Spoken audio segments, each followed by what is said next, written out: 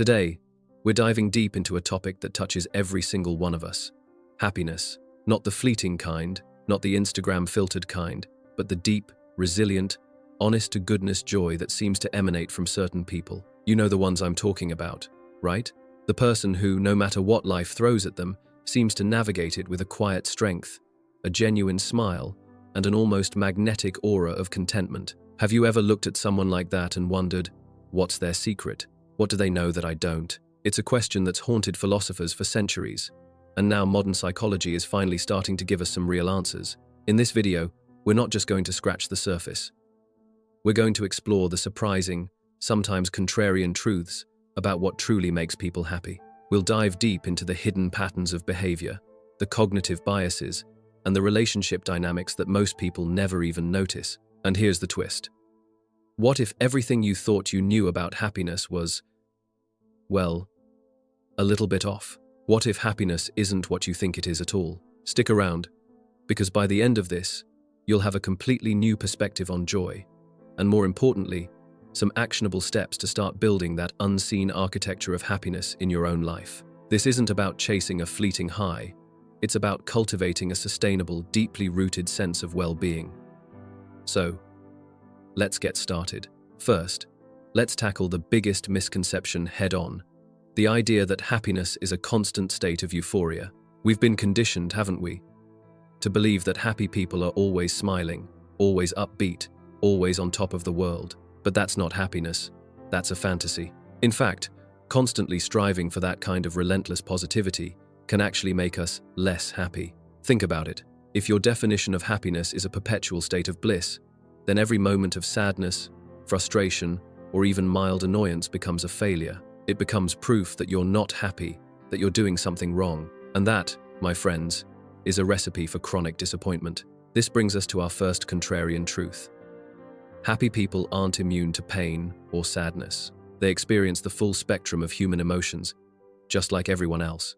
The difference isn't the absence of negative feelings, but rather their relationship with those feelings. They understand that sadness, anger, and fear are not enemies to be banished, but messengers carrying important information. They don't fight against the current of life's inevitable challenges.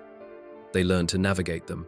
They allow themselves to feel, to process, and then to move forward. This is a crucial distinction, because if you're constantly trying to suppress or escape discomfort, you're also inadvertently suppressing your capacity for genuine joy. It's like trying to turn off the dark without realizing you're also turning off the light. So, if happiness isn't constant bliss, what is it? Well, it's often a byproduct. It's not something you directly chase and catch. It's something that emerges from a life well lived, a life aligned with certain principles and practices. And one of the most powerful, yet often overlooked principles is understanding our own minds. Our brains, incredible as they are, come with some built-in quirks, some cognitive biases that can actively work against our happiness if we're not aware of them. Let's talk about the hedonic treadmill. Ever noticed how you get that new phone, that new car, that promotion you've been dreaming of, and for a brief, glorious moment, you're on top of the world, but then, slowly, almost imperceptibly, that feeling fades.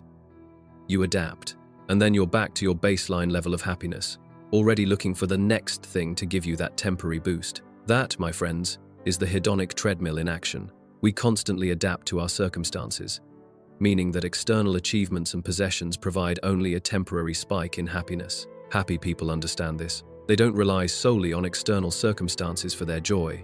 They know that true contentment comes from within, from a deeper well that doesn't run dry with every new acquisition or fleeting success. Another sneaky bias, the negativity bias. Our brains are hardwired to pay more attention to negative experiences than positive ones. It's an evolutionary survival mechanism. Better to notice the rustle in the bushes that might be a predator than to miss it. But in our modern world, this means we often dwell on a single criticism while overlooking 10 compliments. We remember the one bad thing that happened in our day, even if 9 good things occurred. Happy people consciously counteract this. They practice gratitude, not as a fluffy self-help trend, but as a deliberate mental exercise to retrain their brains. They actively seek out and savor positive moments, no matter how small. A warm cup of coffee, a kind word from a stranger, the beauty of a sunset.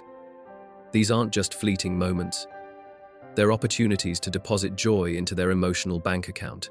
So, your first actionable step, At the end of each day, try to list 3 specific things you're grateful for and really feel that gratitude. It sounds simple, but its cumulative effect is profound. But it's not just about what's inside your head, is it? Our connections, the people we share our lives with, play an absolutely monumental role in our happiness. This is where relationship dynamics and the psychology of connection come into play. Study after study, from the famous Harvard Grant study that followed men for 75 years to countless modern research projects, all point to the same undeniable truth. The quality of our relationships is the single greatest predictor of long-term happiness and even physical health. Not money, not fame, not career success, but deep, meaningful connections. Yet, in our increasingly digital world, we often mistake superficial connections for genuine ones. We have hundreds, even thousands of friends online. But how many of them would you call at 3 a.m. if you were in crisis?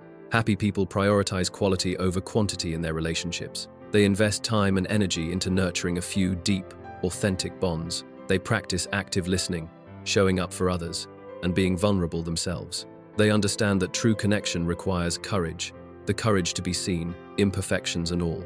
They know that giving and receiving support, sharing laughter and tears, is the bedrock of a truly fulfilling life. It's not about being popular, it's about being connected. Think about it. When was the last time you had a truly deep, uninterrupted conversation with someone you care about? Not just exchanging information, but really listening and being heard. Happy people make time for these moments. They put down their phones, they make eye contact, and they engage. Your next actionable step: reach out to one person this week for a genuine, heart-to-heart conversation. No agenda, just connection. See what happens. Now, even with a positive mindset and strong relationships, life throws curveballs. It's inevitable. We face loss, disappointment, setbacks, and sometimes outright tragedy. How do happy people navigate these storms? This is where resilience and growth, often rooted in philosophical wisdom, become critical. Happy people aren't happy because nothing bad ever happens to them. They're happy because of how they respond when bad things happen. They understand that suffering is a part of the human condition, but that meaning can be found in the suffering. This is a concept explored by Viktor Frankl, a Holocaust survivor and psychiatrist, who wrote about finding meaning even in the most horrific circumstances. Happy people often possess a strong sense of purpose, a why that transcends their immediate circumstances. This purpose acts as an anchor, grounding them when the seas get rough. It gives them a reason to keep going, to find solutions, to learn from adversity. They also practice self-compassion. When things go wrong, their inner voice isn't a harsh critic, but a supportive friend. They acknowledge their pain, they remind themselves that imperfection is human, and they offer themselves the same kindness they would offer a loved one. This isn't self-pity, it's self-care. It's understanding that you can't pour from an empty cup, and that true strength often comes from acknowledging your vulnerabilities. Consider the concept of post-traumatic growth. While trauma is devastating, many individuals report significant positive psychological changes after experiencing a major life crisis. They develop a deeper appreciation for life, stronger relationships, a renewed sense of purpose, and a greater sense of personal strength. Happy people, in a way, are always engaging in a milder form of this growth. They view challenges not as roadblocks, but as opportunities to learn, adapt, and evolve. They ask themselves, what can I learn from this? How can I grow through this experience? Rather than, why is this happening to me? Your next actionable step: identify one recent challenge you've faced. Instead of dwelling on the negative, spend some time reflecting on what you learned from it, how you grew, or how it might have made you stronger. Even if it's just a tiny shift in perspective, it's a powerful exercise in resilience. So, we've talked about what happiness isn't: constant euphoria. We've explored how our internal landscape, our cognitive biases, shape our reality, and how we can retrain our brains for more joy. We've delved into the profound importance of genuine human connection, and we've touched on the power of resilience, purpose, and self-compassion in navigating life's inevitable difficulties. But what's the ultimate secret? The overarching principle that ties all of this together? It's this: happy people are active participants in their own lives, not passive observers. They understand that happiness isn't something that happens to them, it's something they create. It's a daily practice, a series of small, intentional choices that, over time, build into a life of profound contentment. They don't wait for happiness to arrive, they cultivate the conditions for it to flourish. They take responsibility for their emotional well-being, knowing that while external circumstances can influence us, our internal response is always within our power. They embrace the journey, not just the destination. They find joy in the process, in the effort, in the growth. They understand that life is a continuous unfolding, a series of moments, and that true happiness lies in being present for those moments, good and bad, and finding meaning within them.